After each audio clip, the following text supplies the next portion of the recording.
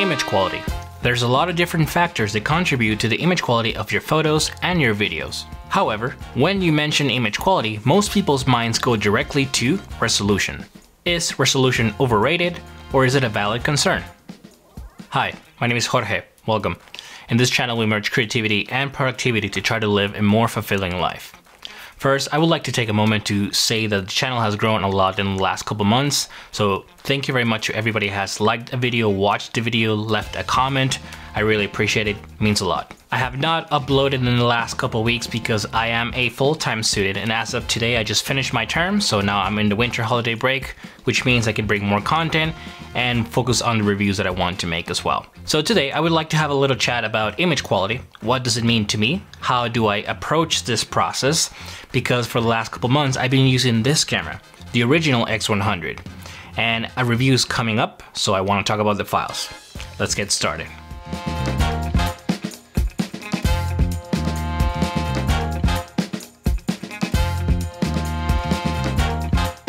There are a lot of aspects or factors of image quality, but most people think about sharpness, noise, resolution, dynamic range, and color. Technology changes very rapidly, and some of these factors or aspects we're able to modify or change after the fact, post-production. But some others are set in stone. If you messed up, you messed up. If your photo is completely blown out and overexposed by 6 stops, there's nothing you can do. If your photo is completely out of focus, there's nothing you can do. Noise and color and perhaps dynamic range are in the realm of post-production, things you can fix later or modify. Focusing, exposure, and resolution are the things that you cannot change. They're set in stone. Resolution alone will not fix your photo. Sharpness alone will not fix your photo. All these things have to be balanced and coexist together. So why focus on one over the other? Why is resolution for some people more important than dynamic range? Why is noise performance more important for some than resolution? Let's talk about that. It is good for technology as a whole and consumers when companies focus on specific things like resolution or dynamic range or noise performance. But then comes the hard and tedious work that a lot of people don't seem to want to do, which is to test it. See what works best for you, see what fits your shooting style and your needs, and come to your own conclusions. I have mentioned this before, but I like to shoot both in RAW and JPEG. However, I only use my JPEG files. I like to get as much as I can in camera so I can minimize my post-production process. And because of this, when I'm shooting, I'm thinking about literally everything except resolution. Framing, exposure, focusing, aspect ratios, film simulations, etc.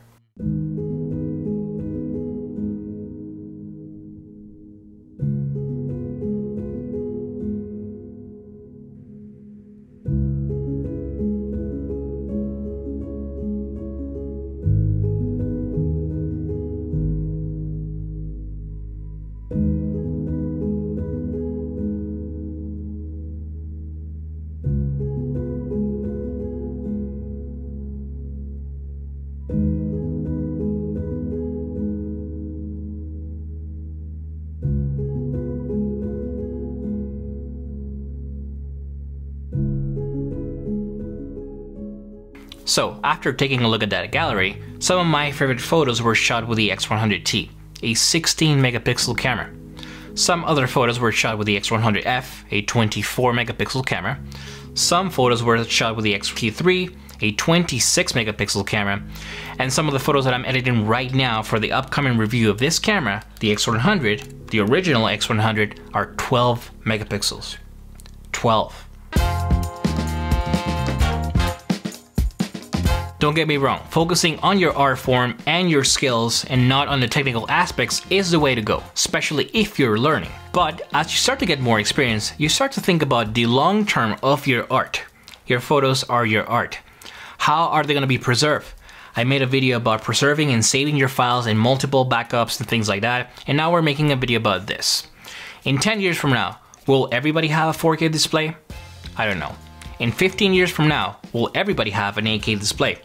I don't know. In 7 years from now, when I print a book called My First 10 Years of Photography, will a 12 megapixel file hold up? I don't know. What happens if I want to do a personal project showcasing my growth as a photographer on the same location 10 years later?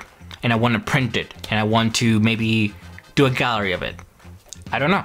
So I'm not saying that the technical aspect is the only thing that should matter. What I'm trying to say is that after you've been doing it for a while, you try to balance the equation. You try to encompass all of these aspects that make up the image quality and what works best for you and what fits your shooting style and needs.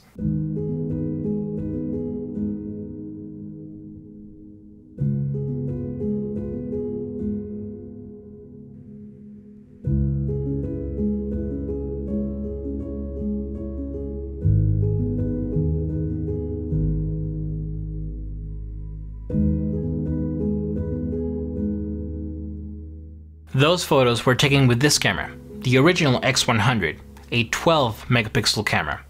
By the time you crop, you center, you angle them, maybe you end up with a 10 megapixel file. And for some people that might be heresy, blasphemy. But I'd rather have a 10 megapixel file than nothing at all.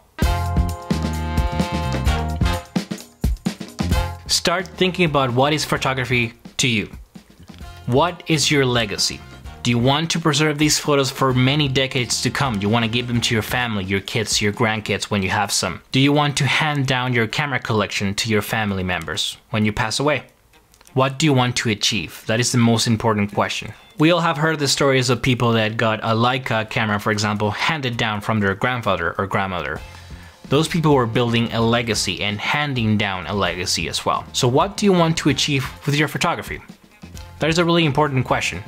And when you start thinking about that, you start thinking about the long term of your art form, which makes you consider all the aspects of image quality and stop nitpicking and choosing one over the other, because one alone cannot make a good image. You need all of them. I really like some of the files that I've shown you today. Some of my favorite photos. Really personal, they mean something to me. But I do worry if in 10 years from now, 10 megapixels is gonna be enough. In 20 years from now, when I try to print a book and the standards are so high, will a 10, 12, 16 megapixel file be enough? I don't know, but at least I have them, and that's better than not having them. That is it for today. That concludes our small chat about image quality, but I want to hear from you. What do you think? What are the aspects of image quality you think about the most, or the ones that matter to you, to your style, to your shooting needs? Leave a comment down below. And one more time, I would like to say thank you very much to everybody here. In the last 2 to 3 months, I went from double digits to about over 300 subs. Thank you very much for everybody that has watched the video, that liked it, that subscribed, that left a comment. It means a lot. I hope this chat was valuable or helpful in any way, shape, or form. And if you want to start a conversation, please leave a comment down below. Thank you very much for watching, for giving me your time and your energy, and good luck with your creative process.